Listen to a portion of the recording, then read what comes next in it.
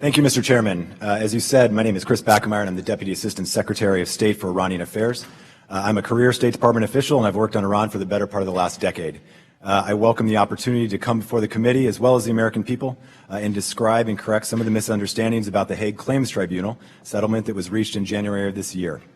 As you know, President Obama and Secretary Kerry announced the settlement on January 17th, when it was concluded and specifically noted that the settlement involved $400 million for the FMS Trust Fund that had been established with Iranian funds, as well as $1.3 billion as a compromise on interest on this sum. This was also posted on the State Department website. After the announcement, we received inquiries from Congress, and in each case, we offered to provide closed briefing to members and staff. And one member requested such a briefing, which we did provide.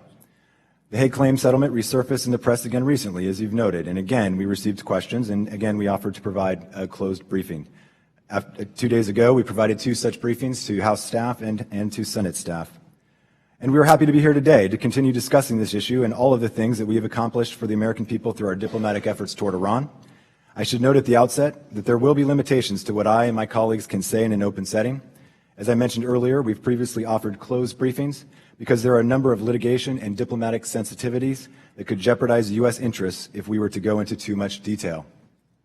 Specifically, as my colleague will explain in a minute, the settlement in January addressed a significant part, but only one part, of a much larger multi-billion-dollar claim which is being actively litigated. Iran has a long history of mining the U.S. public record for ammunition to use against us in claims litigation. This includes statements that have been made in congressional briefings. As a result, it is extremely important that we not say anything in a public setting that would jeopardize our defenses to Iran's remaining claims at the tribunal. With those limitations, though, I will proceed to provide you with as much information as I can. I think the best way to start is to take a moment to summarize a series of events that occurred on the weekend of January 16th and 17th, a weekend where we finalized a number of diplomatic efforts that advanced U.S. interests in significant ways.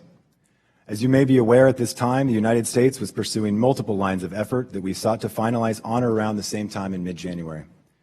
First, we were on the verge of implementing the nuclear deal, and the International Atomic Energy Agency, or IAEA, was in the process of verifying that Iran had met all of its commitments under the deal. On that weekend, Iran's breakout timeline went from less than 90 days to over a year, and 98% of its enriched uranium stockpile was removed, and extensive transparency measures were implemented. At the same time, we were pushing to finalize an arrangement to get several wrongly detained American citizens, including Washington Post reporter Jason Rezaian, Christian pastor Saeed Abedini, and former Marine Amir Hekmati, safely out of Tehran, which was a top priority for us and one that I know Congress shared. We had been pressing the Iranians to release these Americans at every opportunity throughout the negotiations of the nuclear deal, and continued our efforts to secure the release over 14 months of separate discussions. These individuals were facing lengthy prison terms, if not potentially worse sentences on Trump dump, national security, and espionage charges.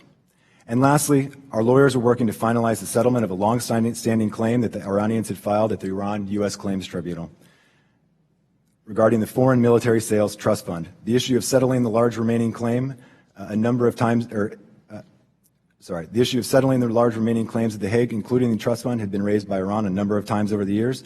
The Iranians had been making a push at the tribunal to have a hearing on this case, and we knew they were eager to settle the case so that they could address critical economic needs.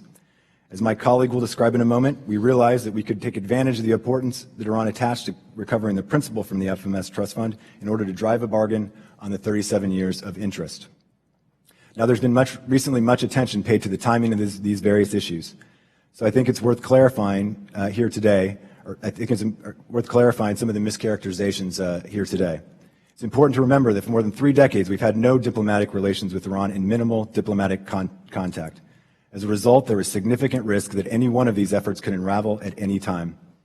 The one we were most worried about was the consular dialogue, where we feared that our American citizens would not be freed. We therefore had this process had gone in fits and starts, and there were elements inside of Iran extremely opposed to any sort of arrangement in which our citizens would be freed, and we had some pretty significant concerns that it would unravel. On January 16th and 17th, when after the terms of the consular arrangement had been finalized and the Swiss were just about ready to fly our people out of Tehran, our fears were realized when we were unable to locate the wife and mother of Jason Rezaian. It was agreed that Jason's wife and mother would also be allowed to leave Iran as part of this deal, so their disappearance was highly concerning. At this point, The IAEA had verified Iran's commitments on the JCPOA, and the nuclear deal had begun, and my colleagues at the Treasury Department had begun the necessary arrangements to refund the principal in the FMS Trust Fund, but the payment had not yet occurred. When this uncertainty presented itself, we became very concerned and decided to take a pause before finalizing this other line of effort, specifically the finalization of the payment for the settlement of the FMS Trust Fund. After a stressful night of uncertainty and after several high-level phone calls, including by Secretary Kerry, we were able to confirm the location of Jason's wife and mother and get them on an airplane so that they could leave Iran. With that resolved, we moved forward with the reciprocal humanitarian gesture in which we provided relief to certain Iranian nationals, including several dual U.S. Iranian nationals that had primarily been charged with sanctions-related crimes. And we reinitiated our efforts to finalize the outstanding actions that we had agreed to on the Hague Claims Tribunal, including the refund of Iran's FMS Trust Fund principal. This decision was made out of prudence when the success of our diplomatic efforts was in serious doubt. So we took the prudent step to pause, assess the situation, and resolve our concerns before moving forward. Through these negotiating tracks, we were able to conclude these issues in a manner that advanced our core interests, again, ensuring Iran can never have a nuclear weapon, potentially saving taxpayers billions of dollars on this claim, and freeing wrongfully detained Americans as well as their family members. Again, each of these arrangements was analyzed on its own merits and determined to be in U.S. interests.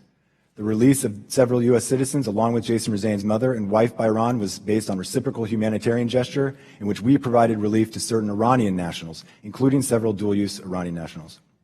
And the release of the FMS Trust Fund monies was based on a settlement of Iran's claim for those monies and for 37 years of interest, a settlement that was highly favorable to the United States. Thank you, Mr. Chairman.